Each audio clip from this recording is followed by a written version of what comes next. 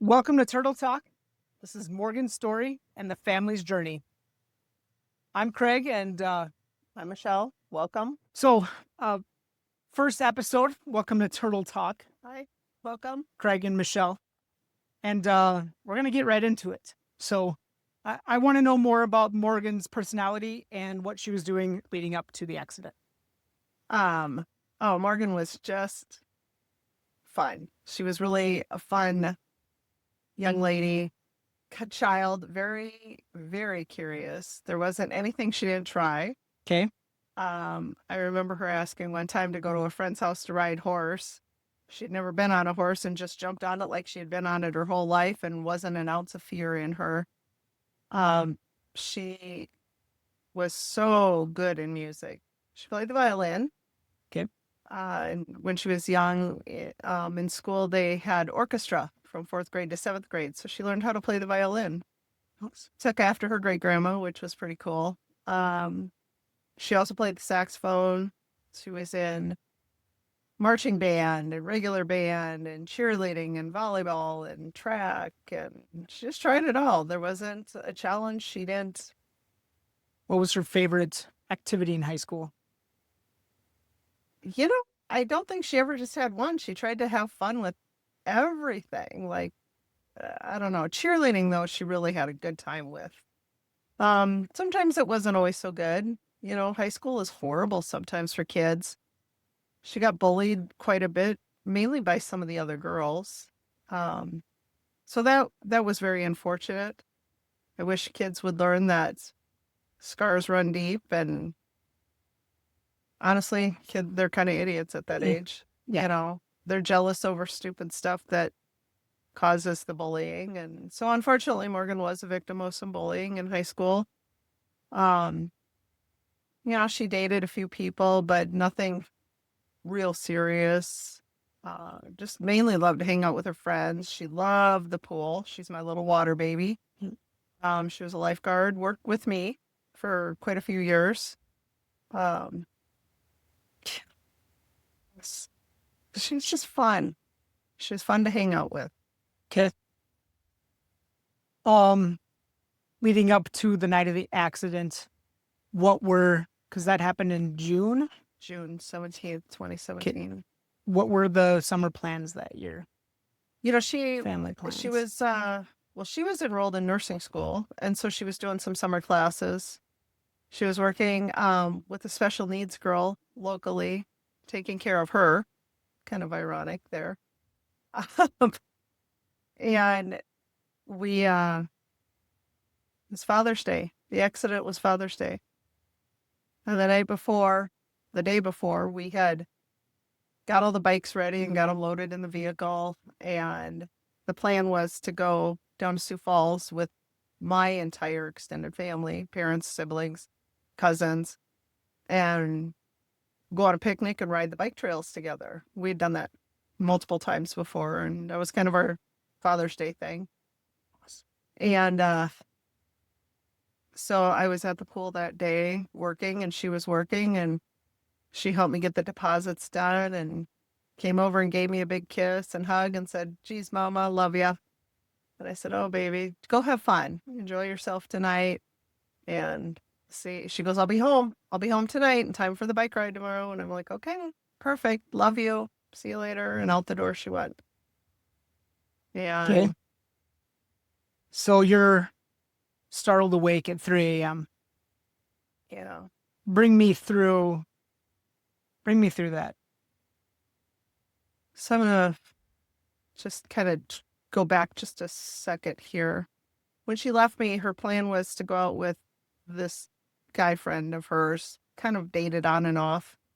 They had not dated for a while, and they decided to go out, and they were going to go for dinner and then to the races, and then she was going to come home. So that night at 3 a.m., the police knocked on the door. And they were knocking on all our doors, trying to get our attention and stuff. And you're kind of, am I dreaming this? Is it real? So I jump up and I go down to the door, and there's two cops standing there. And I was like, oh, Lord Jesus. And they come in, and my husband's right behind me, Tom is, and he says, the cop said, do you have a daughter? I said, well, I have three. You need to be a little more specific than that. And he said, well, what about, 1920? I said, well, yeah, that's Morgan. He goes, well, is she home? And I looked out the curtain and I said, no, her car's not here. She must have spent the night at her friend's house. And he looks at us and he says, well, does she have any identifying markings? And I thought, I didn't just hear that. So I said, what? Then he said, does she have any identifying markings like scars and tattoos? And I'm like, oh my God, is she dead?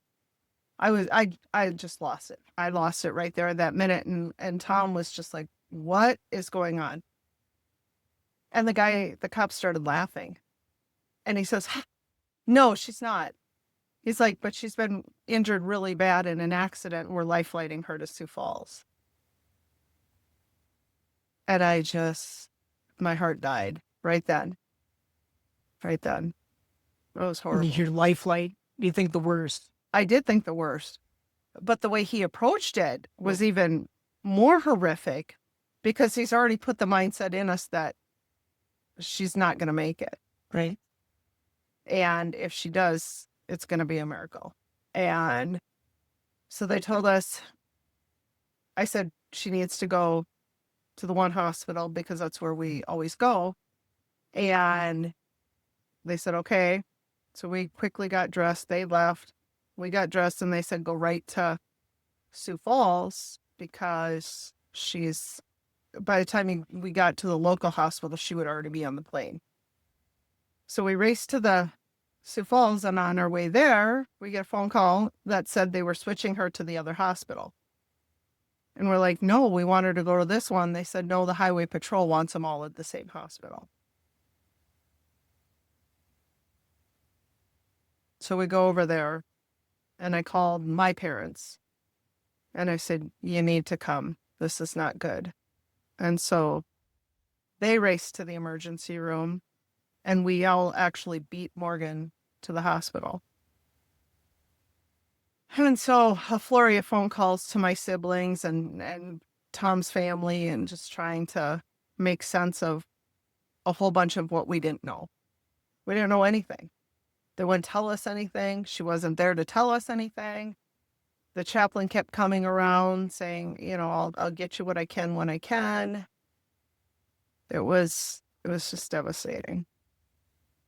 So finally, Morgan arrived, and it just seemed like an eternity before we could even get any information what was going on. And I remember this chaplain coming in, and he said, well, at least she's not as bad as the other guy. So, of course, that gives you hope, right? And I thank him for the hope. But it was really bad. Finally, I don't even remember. Somebody came out and told us that she had a shattered femur and her liver was pretty much cut in half, but hanging on by a thread, and that she had a severe brain injury. And that's some news. Like, how do you digest that? Right. Like, we just you're numb. Everything is numb. There's nothing that gives you any calm in that moment because it's fight or flight. And you feel like you're in a cage and there's no door to get out. And this nightmare is not going to end. So finally they took her up to ICU, and we were able to go up there and finally see her. And there were wires and tubes and you didn't even hardly recognize her. There were so many things coming in and out of her and all monitors and machines. It was a pretty sickening feeling in that moment to look at your child and think, this cannot be it. This can't be the end of a beautiful life right here. It cannot end like this. So they didn't let us stay in ICU very long because it was very critical. And so we went out into the waiting room and we were waiting and waiting and waiting and waiting. It just felt like months we were waiting, and it probably wasn't. It was probably just hours, but the night never ended, and the night went into day and day went into night, and they kept telling us that the first 24 hours were the most critical and that she had brain swelling and that her brain was injured not just in one spot. So they couldn't take a skull cap off and let the pressure relieve. Her brain had been injured in so many areas that there was nothing they could do.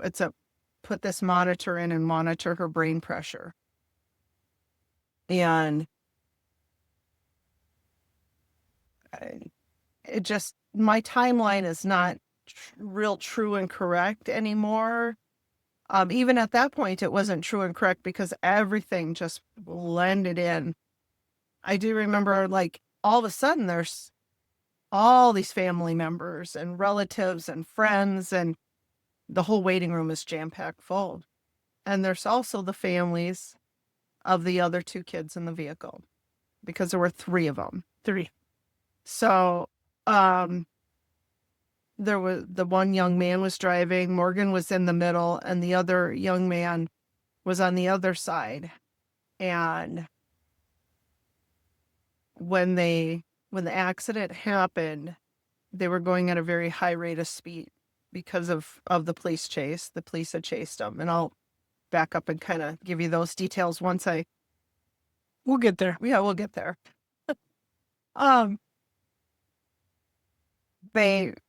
The truck crashed and barrel rolled at 100 miles an hour about. That's the best guesstimation, between 90 and 100. It barrel rolled. I could be wrong on that, but it was a very high rate of speed, and they were all ejected, and Morgan flew. She flew such a distance that she slammed into a tree, and it shattered her femur. Her femur splintered like a chicken bone. So it wasn't just a clean break, it was a splinter. And, when you go flying through the air and hit an immovable object, it's going to do some damage. So, of course, we're all in the waiting room, all the families, and the highway patrol is immediately like, what do you know? Did they call you? Did this? And they're just trying to grill us all.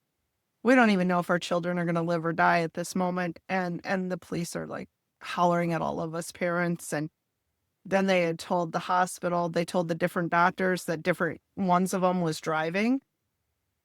And which we'll have to come back to my feeling on that piece of information being false like that. But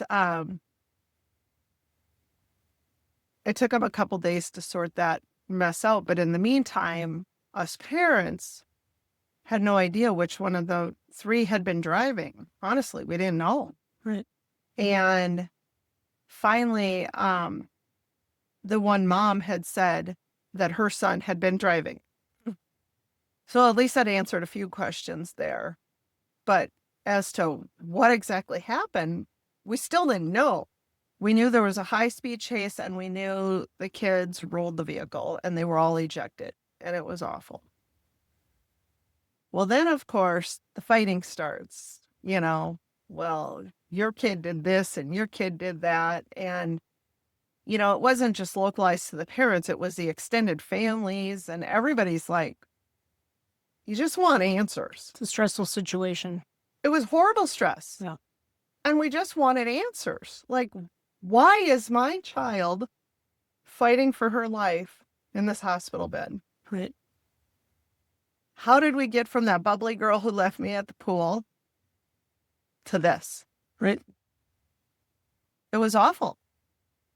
So the fighting just got out of control, and, everybody was it was just more than I could handle. And I remember at one point just hollering at everybody saying, stop. Everyone needs to stop. This is not helping our children. The only thing we have control of is our faith. That's it. We could not control anything else, but you could pray. And by God, I prayed. I prayed nonstop. I begged and bartered with Jesus. I offered him my life for hers. I would have sold my soul to the devil to save her that night.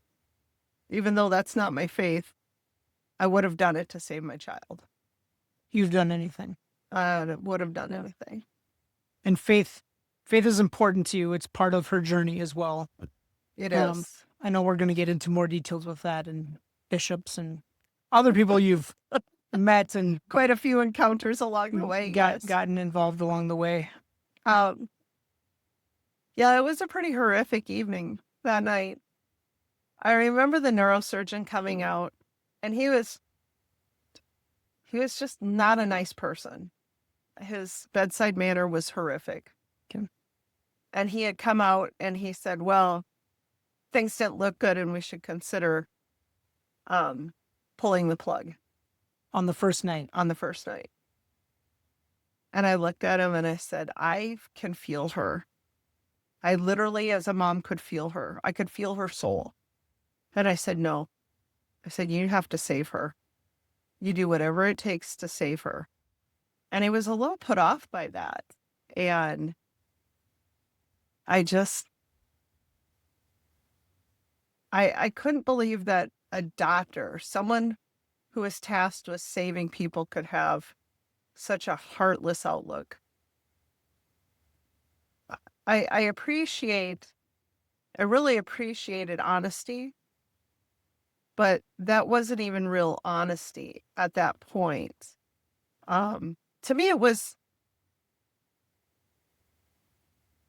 I kind of felt like they looked at her as a lost cause, and any effort that they put in kind of was a waste of their time. Like, I know that's a horrible thing to think and feel, but that's how I felt. Like, she was an inconvenience to this doctor and she was a waste of time to him. And it just ripped it. Perception is reality. Right. Perception is a reality to the person that is going through it. Yeah. This doctor could be one of the best neurosurgeons in the world, but his bedside manner and how he approached the situation was horrific. It didn't help your feelings of hope. No, our feelings of hope were gone. Tom and I just kept hugging each other and praying together. And, I think the hardest thing was just not knowing the full extent and walking into a medical situation that we had no knowledge of. Even though I had worked in the medical field and my husband was, got his master's in science and teaches science, it's just, we didn't walk into it with no background. But when it's your child, you have no idea what the background is, because you're in panic mode. And we just kept waiting, and they'd come out and bring updates, and they'd let us go back every now and then. We couldn't ever stay very long with her. Were you able to go in ICU and hold her hand? We did. Yeah. After, I don't know, it had been a while. But I remember when we went back, so I kind of got a little ahead of myself there. The first encounter with the neurosurgeon, we were actually back in Morgan's room. And he walks in and he's like, well, I'm so-and-so, and your daughter has this blah, blah, blah, blah, blah, blah, blah, blah. And we're like, okay, can you crayon this for us? Because I don't understand a word you just said. These are big technical medical terms. And so I'll never forget, Tom and I were sitting here and Morgan was here and he was here. And he says, well, she's got a diffuse brain injury. I thought Tom was going to come over the table and kill him. And Tom stood up and he's like, and the doctor's like, well, what's the issue? And Tom's like, you need to step outside for a minute. I couldn't believe a doctor could be like, who does that? Who does a diffuse? I mean, he was just, it was awful. Condescending. Very condescending. It doesn't help anything either. So then it was a couple hours later when he was giving us the update where he told us we should pull the plug. And it was like, wait a minute. Like, I can feel her. She's in there. I know she's there.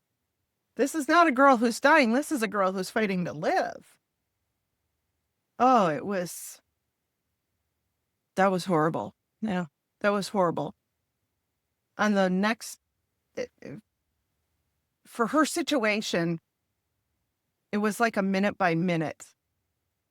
If we can make it through the next 5 minutes, if we can make it through the next 10 minutes, if we can make it through the next hour, every step was for us a blessing. They did tell us that, like with brain injuries, they have peak swell days. And it's like, the example we were given is peak swell days are typically between 7 and 12 or 7 and 10 days. And later we found out that Morgan peaked on day 4, which ultimately for us was great. For her was great news. I never thought I'd learn so much about brain pressure numbers and learning how to understand all these banks of machines and just tons of lines going into her and medications. And I don't even know what they were all for. Just, at least they were saving her. Yeah. Being kept alive by machines. No, not necessarily. It was medications to help with the brain swelling and things. So she had this tube to help her breathe. But what we didn't know at the time, which we found out later, was she was breathing on her own, laying in the pasture. She was breathing on her own at the first hospital. They intubated her so she could fly. So that was all very good news, which we didn't really know at the time, but she had been breathing on her own, which meant there was still brain function there. Right. So that was the next thing is, if she comes out of this, what's her quality of life going to be like? Is she going to do anything? Is she going to be normal? Is she going to be... those are questions I couldn't even ask myself. I still have a hard time thinking about that night, trying to figure out, how do you answer these questions? How do you make good decisions? This is your child. And you have no answers and you have no variables. So you can't even make an educated decision because the variables right now are not the variables in 2 hours. Right. Did you know very early on that she wasn't paralyzed?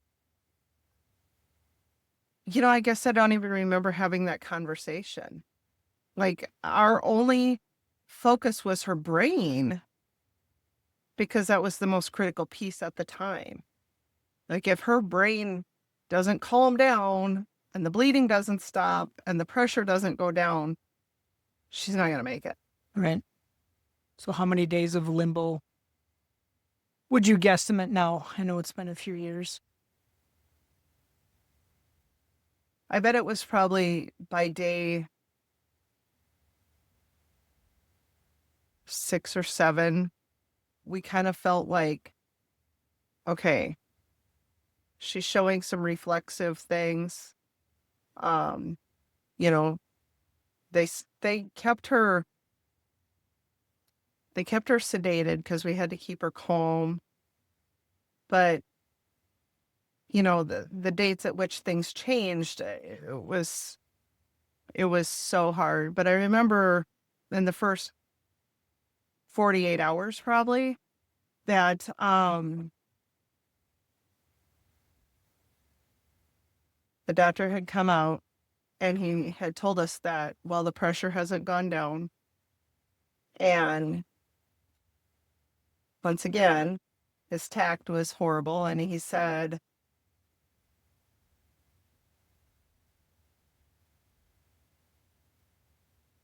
that if Morgan survived, the best we could hope for, that she is going to lay in a nursing home and drool to death until she dies.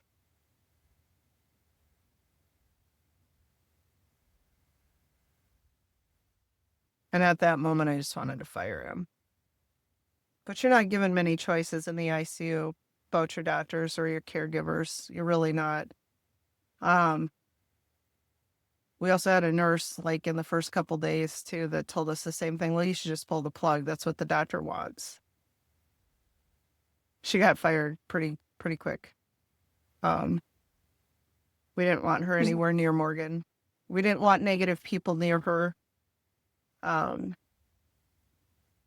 Because I wanted to surround her with as much positive, prayerful energy as I possibly could.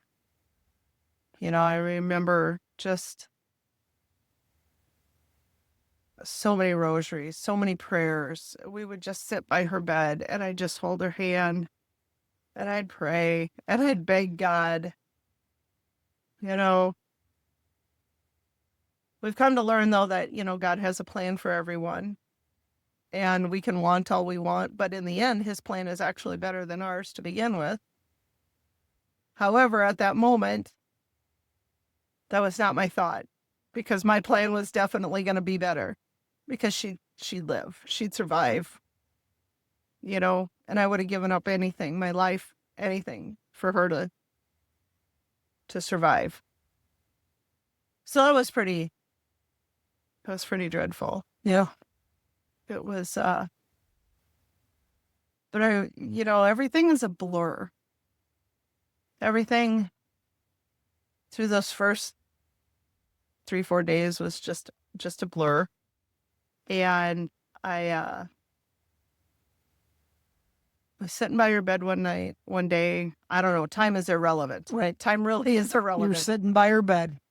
And I don't know if I dozed off or if I was in a trance or if I don't know. I know I was praying and I had the best vision Jesus could have ever given somebody. And I saw him walking with Morgan. And he had his arm around her like this, and they were walking on this grassy berm. And over their shoulders was Tom and I and our kids and our family and our friends. And then this whole sea of faceless people. And he said, when the lessons are learned, she'll come back. I could still see that vision today just as clearly as I could that night, that day, whatever it was. And that right there told me that it was going to be okay. It's the start of the journey. It's the start of the journey. Yep. It's a good place to end for now. Yes. Okay. It's a hell of a story. That's going to get better. It's going to get better. It's going to get better. Oh. Well, we thank you all for tuning in, for listening. Yep. We're going to drop new episodes on Tuesdays and Thursdays as long as we can. In the meantime, go ahead and follow the channel, subscribe to it. The more subscribers, the better. Yeah. Go visit the givemorgan.org website. And then also go check out my favorite realtor here. I love Craig. Yeah. Please go check out his website, realtorcraigbertrand.com. Yep. Um, Links are down below, yeah. so you don't have to remember anything. Yes. So But, thank you. Thank stay you all tuned. for listening. Stay tuned. Thank you.